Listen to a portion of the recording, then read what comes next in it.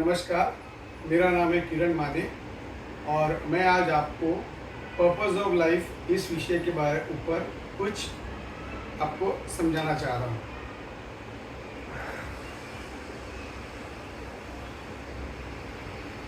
Purpose of life.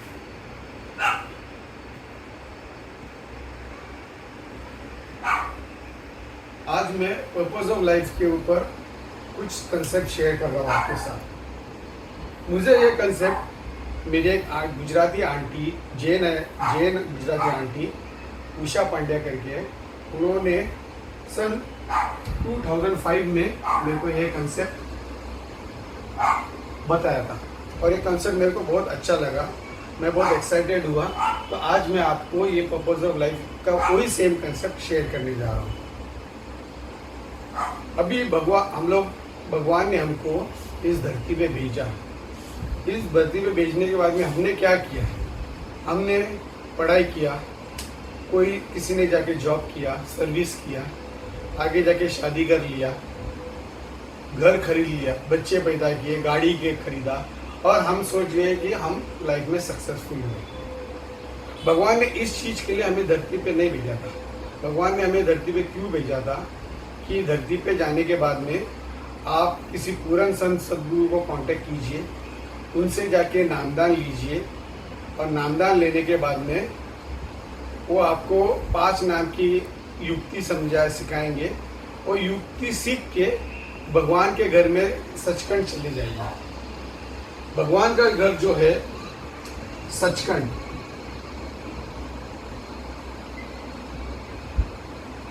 ये हमारा असल घर है और हम यहाँ पे किराए के मकान है। इंसानी जामा जो हमको मिला हुआ है, ये किराए का मकान है। किसी को 80 साल के लिए मिला है, किसी को 100 साल के लिए मिला है। ये हमको किराए का मकान मिला हुआ है। यहाँ पे इस दुनिया में कोई सुखी नहीं है। कुछ न कुछ हर एक इंसान को दुख है। अगर हमारा असल घर जो है वो सचखंड है, अगर हम वहाँ पे जाते हैं तो वहाँ सुखी सुख है। तो बैकग्राउंड में जाके इस कंसेप्ट के बारे में आपको थोड़ी चंद बातें मैं बताना चाहता हूँ। दुनिया में 84 लाख स्पीसीज है।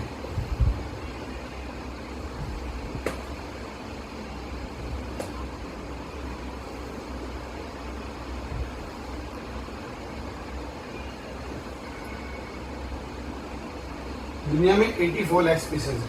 स्पीसीज का मतलब क्या है? गाय, बैल, सांप, चिड़िया, ये सब कंपेयर करेंगे तो स्पीसीज में आ जाती है। ये 84 लाख स्पीसीज जो है 5 कैटेगरीज में डिस्ट्रीब्यूट हो जाती है। पहला तो क्या है? प्लांट्स। मैं नीचे से ऊपर लिखते जा रहा हूँ। सेकंड जो है रेप्टाइल्स। थर्ड जो है बर्ड्स। फोर्थ जो है एनिमल्स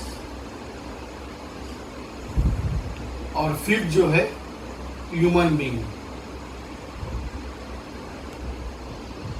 ये लैडर में नीचे से ऊपर जाके हम लोग फिफ्थ कैटेगरी में आते हैं। पहले कैटेगरी में प्लांट्स यानी कि पेड़ पौधे आते हैं, इसमें एक तत्व होता है। सेकेंड कैटेगरी में रेप्टाइल्स, सांप बिच्छू आते हैं, इसमें 2 तत्व रहते हैं। थर्ड कैटेगरी में पक्षी आ जाते हैं, इसमें 3 तत्व रहते हैं। चौथे कैटेगरी में 4 तत्व है, एनिमल्स, गाय, भैंस, ये सब। और 5वें कैटेगरी में ह्यूमन बीइंग आते हैं। ह्यूमन बीइंग के पास ये जो निचले योनि के जितने तत्व है वो तो है, प्लस एक एक्स्ट्रा है उसके पास। ये एक्स्ट्रा क्या है? सेंस ऑफ डिस्क्रिमिनेशन यानी विवेक। इस वजह से इंसान के जामे में हम लोग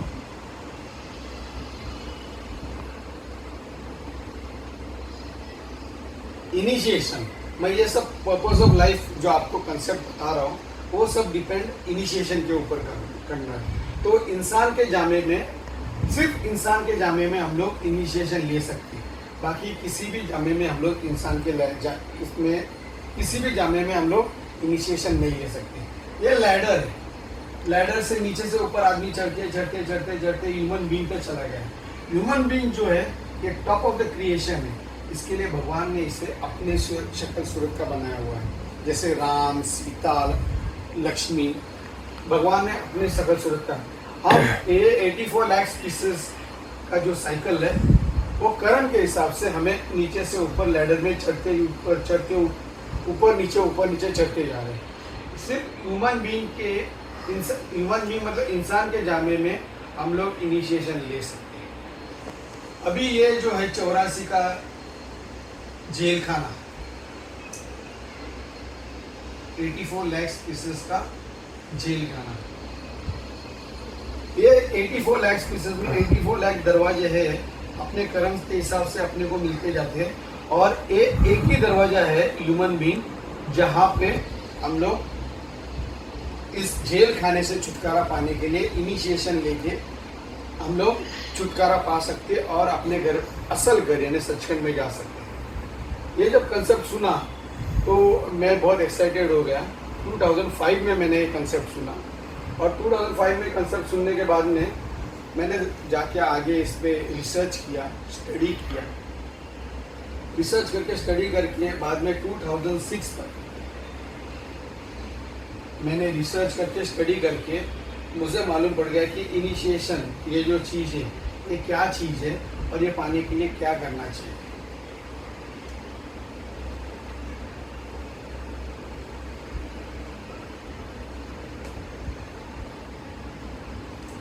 अभी 1947 में भारत को आज़ादी तो महात्मा गांधी ने दिला दी, भारत आज़ाद हो गया है, लेकिन अभी भी हम लोग, आप लोग ये सब गुलाम है। गुलाम का मतलब क्या है? हम लोग इस 84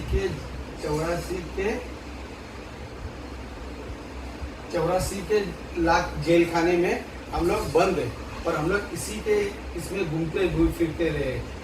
कभी गाय बन रहे, कभी कुत्ता बन रहे, कभी पक्षी बन रहे और इसी चक्कर में हम लोग कैद हुए। हम लोग को आज़ादी नहीं मिली हुई। ये कंसेप्ट देखने के बाद में मेरे को मालूम पड़ा कि अपने को आज़ादी मिल सकती है, हम लोग अपने असल घर यानी सचखंड में जा सकते हैं। तो करना क्या है? मैंने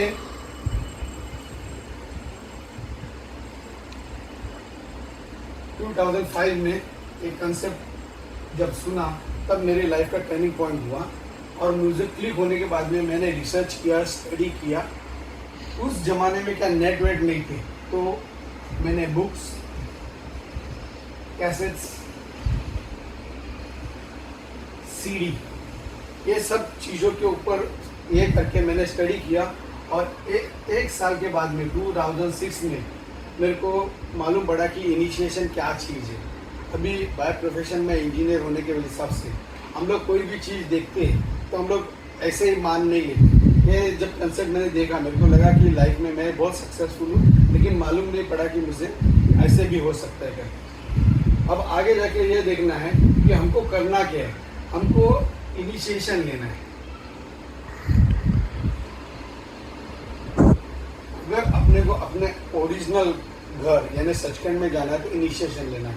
इनिशिएशन लेने के लिए हमें क्या करना पड़ेगा? एक पूर्ण संत सद्गुरु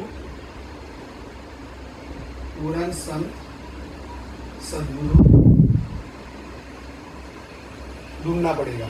अभी आप क्या करना है? आप भले कौन से भी जात के रहने दो, आप हिंदू होने दो, आप मुस्लिम होने दो,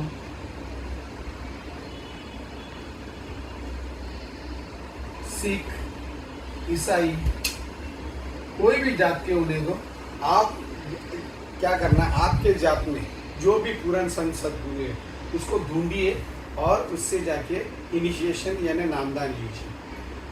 अभी पूर्ण संत सद्गुरु दो टाइप के होते हैं। एक तो पूर्ण संत सद्गुरु और दूसरे अधूरे गुरु। जैसे कि आपको मालूम है इस इंडिया में भी आपको लाखों गुरु मिलेंगे, लेकिन हमको दो टाइप के गुरु रहते हैं, पूर्ण संत सद्गुरु। पूर्ण संत सद्गुरु क्या करते हैं? वो खुद भजन सिमरन करते हैं, आपको 5 नाम की युक्ति दे के भजन सिमरन कराने के लिए आपको सिखा देंगे और सचखंड लेके जाने के लिए आपको हेल्प करेंगे। और अधूरे संत सद्गुरु जो है वो आपको नामदान नहीं दे सकते और आपको सचखंड पहुंचाने के लिए मदद नहीं कर सकते। तो अपने को लाइफ में अधूरे संत सद्गुरु को नहीं देखना है, अपने को लाइफ में पूर्ण संत सद्गुरु भी देखना है। तो आप कोई भी जाके रहने दो, आपके जात में पूर्ण संत सद्गुरु कौन है वो जाके ढूंढिए उनसे जाके नामदान ले लीजिए।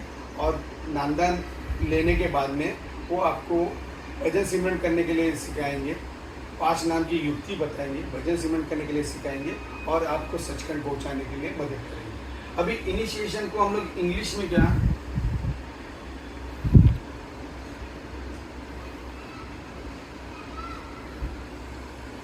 इनिशिएशन को हम लोग हिंदी में नाम बोल के, इंग्लिश में उसको वर्ड बोलते, उर्दू में उसको कलमा बोलते, चाइनीज लोग इसे ताव करके बोलते हैं। तो अलग अलग नाम है। तो हमें क्या करना है, 2005 में जब ये कंसेप्ट मैंने देखा, 1 साल मैंने लिया, पूरा रिसर्च किया, स्टडी किया, तब जाके मेरे को मालूम पड़ा कि इनिशिएशन क्या चीज़ है। मैंने पूरन संत सदगुरु ढूंढा, मैंने 1 साल में पूरन संत सदगुरु मेरे को कहाँ जाके मिला, मेरे को मीरा रोड वेस्ट में जाके मिला। मीरा रोड वेस्ट में पूरन संत सदगुरु मिलने के बाद में मैंने जाके उनके पास से इनिशिएशन लिया, यानी नामदान लिया। उन्होंने मेरे को 5 नाम की युक्ति समझाई और वो मेरे को सचखंड लेके जाने के लिए पूरा हेल्प कर रहे हैं। तो इस प्रकार से ये कंसेप्ट मैंने आपसे शेयर किया, पर्पस ऑफ लाइफ। अगर आप, मेरे को 2005 में क्लिक हुआ, अगर आपको आज क्लिक हो जाएगा तो ये लाइफ का आपका टर्निंग पॉइंट हो सकता है। अभी एंड में, कंक्लूजन में आपको मैं ये बताना चाहता हूँ,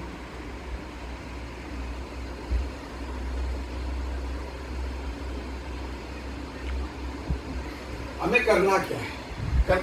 अगर समझो ये कंसेप्ट सब मालूम पड़ गया, हमें करना क्या है, ये सब मैंने आपको बात बताया। एंड में मैं आपको कंक्लूजन में, सारांश में इस कंसेप्ट का ये आपको सारांश बताना चाहता हूँ। और ये कि आपको क्या करना है, पहले तो रिसर्च कीजिए। आज के तारीख में आपको नेट वेट भी है, गूगल है, वहाँ पे जाके आप रिसर्च कर सकते हैं। स्टडी कीजिए। रिसर्च और स्टडी क्या, किस चीज़ का करना है आपको, इनिशिएशन क्या चीज़ है, इस चीज़ का रिसर्च करना है। ये रिसर्च करने के बाद में आपको क्या करना है, पूरन संत सदगुरु आपके कास्ट में पूरन संत सदगुरु ढूंढिए। वो ढूंढने के बाद में उनके पास से जाके आप नामदान लीजिए। नामदान लेने के बाद में वो 5 नाम का जो युक्ति है भजन सिमरन करने के लिए लगती है, वो आपको सिखाएंगे और आपको सचखंड में जाने के लिए हेल्प करेंगे। तो हो सकता है ये मैंने कंसेप्ट आपसे शेयर किया, अगर क्लिक हुआ तो मेरा तो 2005-2006 में लाइफ का टर्निंग पॉइंट हुआ था। अगर ये कंसेप्ट क्लिक हुआ तो शायद आपके लाइफ का आज टर्निंग पॉइंट हो सकता है। इसी के साथ मैं मेरा ये कंसेप्ट या वीडियो ख़त्म करने जा रहा हूँ। गुड बाय, टेक केयर और माँ बाप की सेवा कीजिए।